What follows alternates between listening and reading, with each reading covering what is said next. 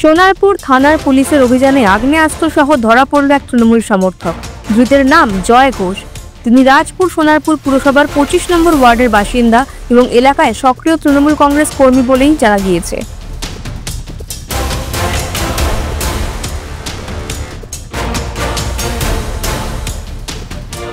সম্প্রতি আমাদের পাড়া আমাদের সমাধান ক্যাম্পে তাকে কাউন্সিলর সোনালী রায়ের বিরুদ্ধে চোর চোর স্লোগান দিতেও দেখা গিয়েছে। সূত্র মারফত খবর পেয়ে চৌহাটি এলাকা থেকে তাকে গ্রেফতার করে পুলিশ। জয় ঘোষের কাছ থেকে উদ্ধার হয়েছে একটি ওয়ান শাটার এবং কার্তুজ।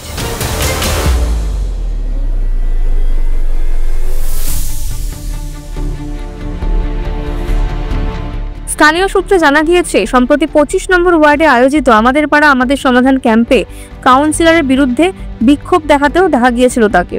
এদিন তার গ্রেফতারের খবর ছড়িয়ে পড়তেই চাঞ্চল্য ছড়ায় এলাকায়।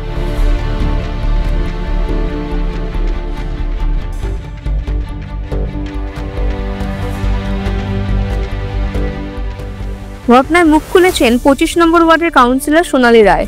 তিনি জানান, দীর্ঘদিন ধরে প্রাণনাশের হুমকি পাচ্ছেন তিনি।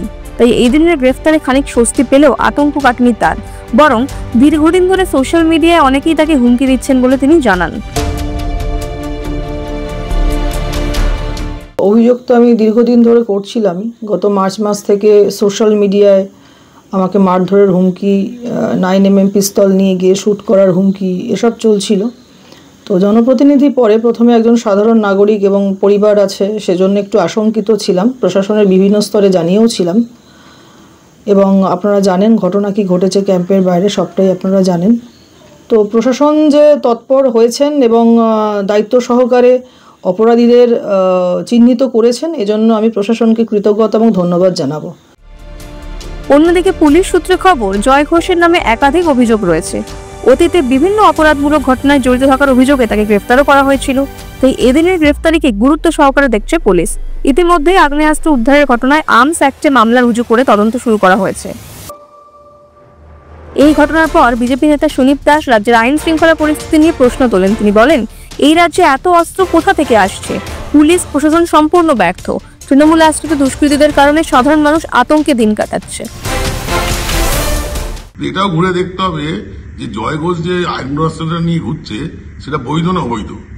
আর যদি অবৈধ হয় তাহলে এত অবৈধ আগ্নেয়াস্ত্র পশ্চিমবঙ্গে আসছে করতে।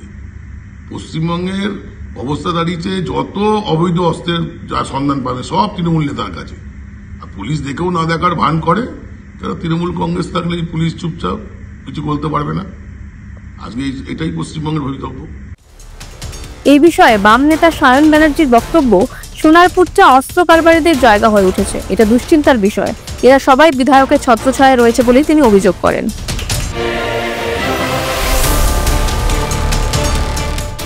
সোনারপুরটা আস্তে আস্তে অস্ত্র কারবারিদের জায়গা হয়ে যাচ্ছে, সেটা আমাদের কাছে দুশ্চিন্তার, গভীর উদ্বেগের জায়গা। এবং এই সব বিধায়কের ছত্রছায়ায় রয়েছেন। সব পঞ্চায়েত ভোটের সময়তে যত লুটপাট বা হল থেকে ব্যালট লুটপাট, এই সব যত দুষ্কৃতী রয়েছে, এই দুষ্কৃতীদেরকে নিয়েই সোনারপুরে বিধায়কের সংসার চলছে। অস্ত্রসহ জয় ঘোষের গ্রেপ্তার ঘিরে রাজনৈতিক মহলেও শুরু হয়েছে তরজা। একদিকে শাসক দল থেকে দূরত্ব বজায় রাখার দাবি, অন্যদিকে বিরোধীদের কটাক্ষ। সব মিলিয়ে সোনারপুরে ফের উত্তপ্ত রাজনৈতিক পরিবেশ। ব্যুরো রিপোর্ট, মাধ্যম।